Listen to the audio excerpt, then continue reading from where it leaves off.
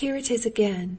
Again I understand it all," Anna said to herself as soon as the carriage had started and swaying lightly, rumbled over the tiny cobbles of the paved road, and again one impression followed rapidly upon another. "Yes, what was the last thing I thought of so clearly?" She tried to recall it. "Tiutkin coiffure?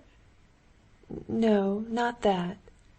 Yes, of what Yashvin says, the struggle for existence and hatred is the one thing that holds men together. No, it's a useless journey you're making," she said, and mentally addressing a party in a coach and four, evidently going for an excursion into the country. "And the dog you're taking with you will be no help to you. You can't get away from yourselves." Turning her eyes in the direction Pyotr had turned to look, she saw a factory hand almost dead drunk, with hanging head, being led away by a policeman. "Come, he's found a quicker way," she thought. "Count Vronsky and I did not find that happiness either, though we expected so much from it." And now for the first time Anna turned that glaring light in which she was seeing everything on to her relations with him, which she had hitherto avoided thinking about. What was it that he sought in me? Not love so much as the satisfaction of vanity. She remembered his words, the expression of his face, that recalled an abject setter dog in the early days of their connection, and everything now confirmed this. Yes, there was the triumph of success in him. Of course there was love too, but the chief element was the pride of success. He boasted of me. Now that's over. There's nothing to be proud of. Not to be proud of, but to be ashamed of.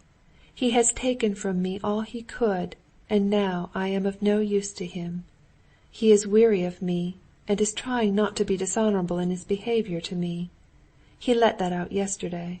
He wants divorce and marriage so as to burn his ships. He loves me, but how? The zest is gone, as the English say. That fellow wants everyone to admire him, and is very much pleased with himself," she said, looking at a red-faced clerk riding on a riding-school horse. "Yes, there's not the same flavor about me for him now.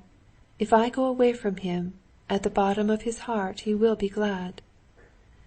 This was not mere supposition. She saw it distinctly in the piercing light, which revealed to her now the meaning of life and human relations. "My love keeps growing more passionate and egoistic, while his is waning, and that's why we're drifting apart," she went on musing. "And there's no hope for it. He is everything for me, and I want him more and more to give himself up to me entirely, and he wants more and more to get away from me. We walked to meet each other up to the time of our love, and then we have been irresistibly drifting in different directions, and there's no altering that. He tells me I'm insanely jealous, and I have told myself that I am insanely jealous, but it's not true. I'm not jealous, but I'm unsatisfied, but—" She opened her lips and shifted her place in the carriage in the excitement aroused by the thought that suddenly struck her. "If I could be anything but a mistress, passionately caring for nothing but his caresses, but I can't, and I don't care to be anything else, and by that desire I rouse aversion in him, and he rouses fury in me, and it cannot be different. Don't I know that he wouldn't deceive me, that he has no schemes about Princess Sorokina, that he's not in love with Kitty, that he won't desert me? I know all that, but it makes it no better for me. If without loving me, from duty he'll be good and kind to me, and without what I want, that's 1,000 times worse than unkindness, that's hell, and that's just how it is. For a long while now he hasn't loved me, and where love ends, hate begins. I don't know these streets at all. Hills, it seems, and still houses and houses. And in the houses always people and people. How many of them? No end, and all hating each other. Come, let me try to think what I want to make me happy. Well, suppose I am divorced, and Alexey Alexandrovitch lets me have Seryozha, and I marry Vronsky. Thinking of Alexey Alexandrovitch, she at once pictured him with extraordinary vividness as though he were alive before her, with his mild, lifeless, dull eyes, the blue veins in his white hands, his intonations and the crackling of his fingers, and remembering the feeling which had existed between them, and which was also called love, she shuddered with loathing. "Well, I'm divorced and become Vronsky's wife. Well, will Kitty cease looking at me as she looked at me today? No. And will Seryozha leave off asking and wondering about my two husbands? And is there any new feeling I can awaken between Vronsky and me? Is there possible, if not happiness, some sort of ease from misery? No, no," she answered now without the slightest hesitation. "Impossible. We are drawn apart by life, and I make his unhappiness, and he mine, and there's no altering him or me. Every attempt has been made. The screw has come unscrewed. Oh, a beggar woman with a baby. She thinks I'm sorry for her. Aren't we all flung into the world only to hate each other, and so to torture ourselves and each other? Schoolboys coming. Laughing Seryozha?" she thought. "I thought, too, that I loved him, and used to be touched by my own tenderness. But I have lived without him.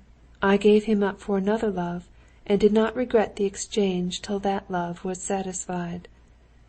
And with loathing she thought of what she meant by that love, and the clearness with which she saw life now, her own and all men's, was a pleasure to her.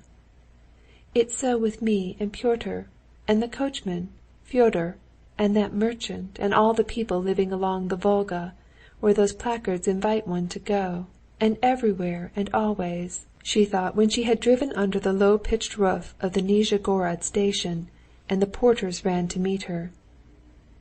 "A ticket to Obiralovka?" said Pyotr. She had utterly forgotten where and why she was going, and only by a great effort she understood the question. "Yes," she said, handing him her purse, and taking a little red bag in her hand, she got out of the carriage. Making her way through the crowd to the first-class waiting-room, she gradually recollected all the details of her position and the plans between which she was hesitating, and again at the old sore places, hope and then despair poisoned the wounds of her tortured, fearfully throbbing heart. As she sat on the star-shaped sofa waiting for the train, she gazed with aversion at the people coming and going, they were all hateful to her, and thought how she would arrive at the station, would write him a note, and what she would write to him, and how he was at this moment complaining to his mother of his position, not understanding her sufferings, and how she would go into the room, and what she would say to him. Then she thought that life might still be happy, and how miserably she loved and hated him, and how fearfully her heart was beating. End of chapter 30.